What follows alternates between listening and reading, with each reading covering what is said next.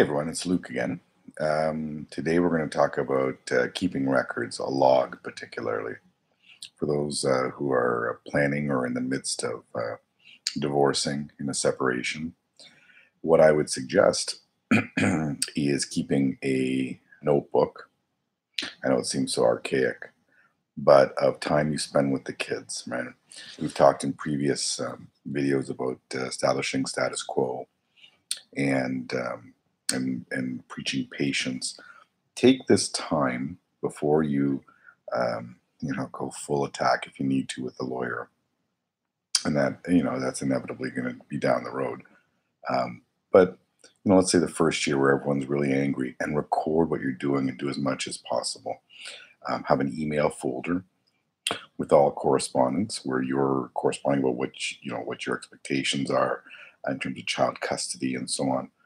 Keep a log of all the payments you make support wise, but particularly keep a log of all the time you spend with your kids, all the times you volunteer to spend with your kids or try and don't get that opportunity. Record that.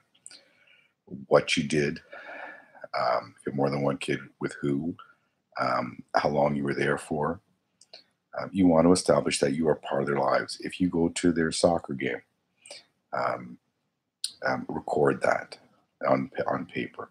They want to establish status quo. And if you're emailing, remember, always email, don't text, no written letters.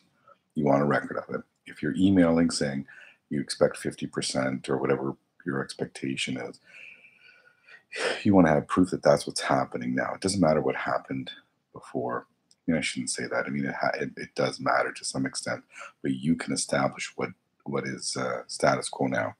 So for today, the message is keep records, an email folder with all correspondence, a notebook, a written notebook of everything that you're doing in that first year after separation, uh, all the child contact, phone calls. It's it's a lot of work. It's very laborious for a first year, but trust me, it's worth it. Again, before you go and contact a lawyer and you've done your research, again, that's a previous video that we talked about doing your research, become informed. So hopefully at some point you can represent yourself where possible, save you thousands of dollars.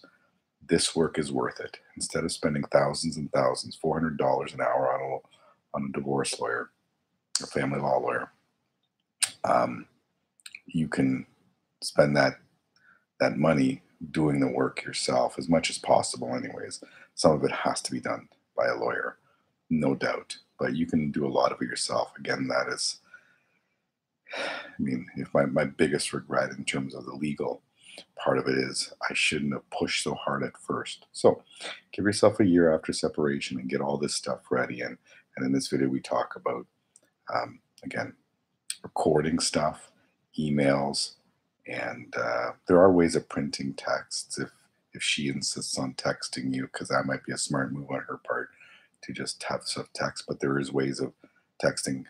Find some Google sites, some YouTube sites, sorry, videos that'll explain that.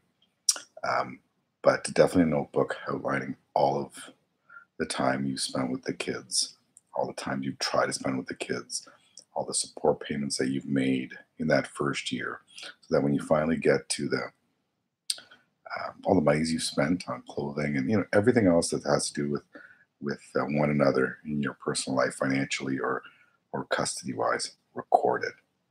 And trust me, it'll become a huge piece of the solution puzzle as you go forward. And even better, if she's not keeping records, hopefully, likely she's getting the same advice. But if she's not keeping records, it's fantastic on your part.